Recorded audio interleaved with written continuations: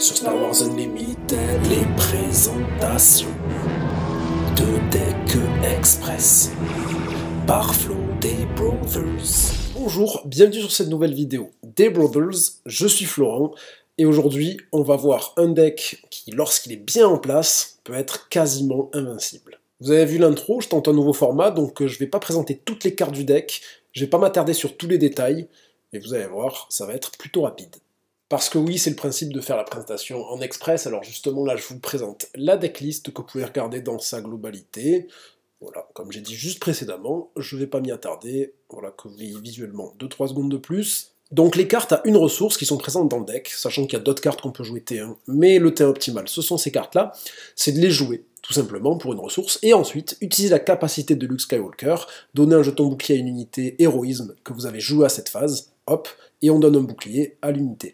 Alors, parmi ces unités, celles que je vais préférer sont celles qui sont 3 exemplaires, R2 et Chopper, et concernant l'Escort Wolfpack et Barry Sophie, je vous déconseille de les jouer si en face il y a du ping, parce que sinon, avant même de pouvoir jouer le bouclier, l'unité elle va sauter. Pour notre T2 optimal, on va partir du postulat qu'on a joué ou R2 ou Chopper. Bon, R2 je préfère son côté résilient, mais Chopper je préfère largement sa capacité qui va vraiment déranger l'adversaire. Donc on considère qu'on a le bouclier, et en T2 optimal, vraiment, on a joué Capitaine Tifo, et tout de suite, une fois joué, donner Sentinelle à R2 ou à Chopper, enfin l'unité qu'on a joué T1. Voilà, vous l'aurez compris, l'idée c'est que, en mettant Sentinelle sur une unité qui a un bouclier, vous avez clairement bloqué l'adversaire, et c'est clairement dans la veine de ce deck de bloquer l'adversaire, surtout les premiers tours, pour arriver à un stade où justement, nous on va jouer notre jeu, on va déployer notre jeu, et là on va prendre les choses en main. Mais au début on va juste bloquer, c'est clairement l'idée même de ce deck au tout début, bloquer l'adversaire. Mais il existe quand même une alternative plus aggro, donc on considère que vous avez votre R2, votre Chopper shieldé du T1, et dans vos ressources, vous avez en contrebande le Blaster DL44 de Virtuose, et ben vous allez le jouer pour 3 ressources, donc au moins on ne dépense pas de cartes de notre main, et vous allez taper à 3 et éliminer une menace adverse tout de suite. Je vous déconseille de taper la base,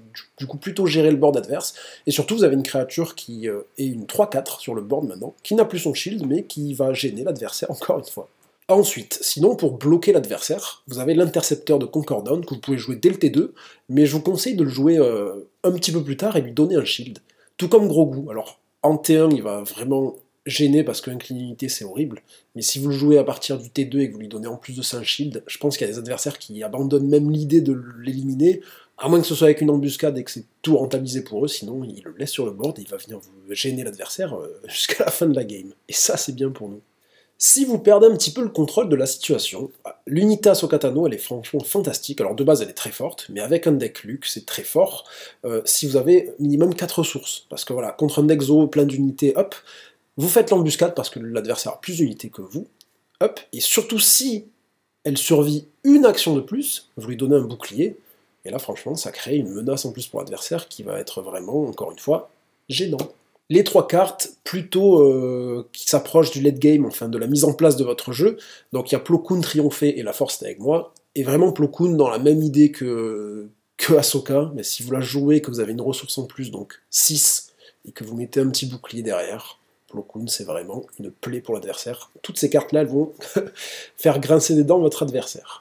Et vu qu'on est avec la base jaune à 26 points de vie et qu'on a plus 1 à notre leader qu'on contrôle, je mets le petit jeton plus 1 plus 0 sur la base. Au moins, dès que Luke se déploie, hop, je prends le petit token, le petit jeton, et je le mets sur notre leader Luke. Au moins, il a plus 1 et il tape à 5 nativement. Ça y est, on déploie notre Luke leader, c'est le moment de déployer notre jeu comme il faut. Alors voici les cartes vraiment late game qui permettent de déployer notre jeu.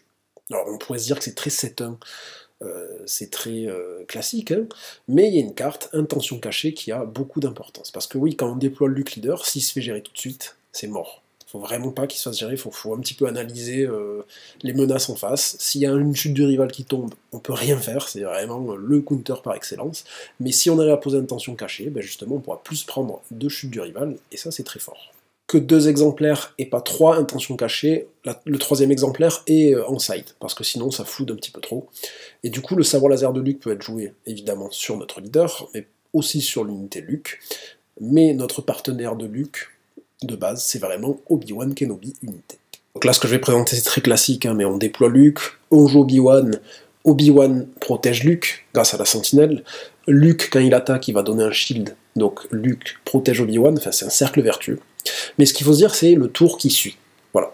Comme j'ai dit, première chose à faire, c'est si on a intention cachée, on joue sur Luke, au moins on est sûr que Luke il va pas se prendre de surprise. Voilà. Ensuite, on peut jouer un sabre laser de Luke sur Luke pour le shielder et avoir encore plus de dégâts et encore plus de points de vie. Et là, vraiment, le cercle vertueux est à son maximum. Et le choix de la base à 26 points de vie qui donne plus 1, il n'est pas anodin, puisque j'ai parlé précédemment de ping. Et dans ce registre-là, on a vraiment le counter par excellence qui est Cad Bane, qui va venir faire des pings à chaque fois qu'il joue une unité pègre. Et Cad Bane, quand il se déploie, il a 8 points de vie. Donc Luke, il tape à 4 grâce à la base, il tape à 5, et avec son sabre, il tape à 8.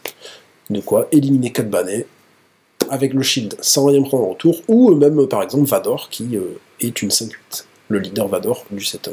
Voilà, c'est la fin de cette courte présentation, j'espère que ce nouveau format vous a plu, n'hésitez pas à me faire un petit retour, et sur ce, il ne me reste plus qu'à vous souhaiter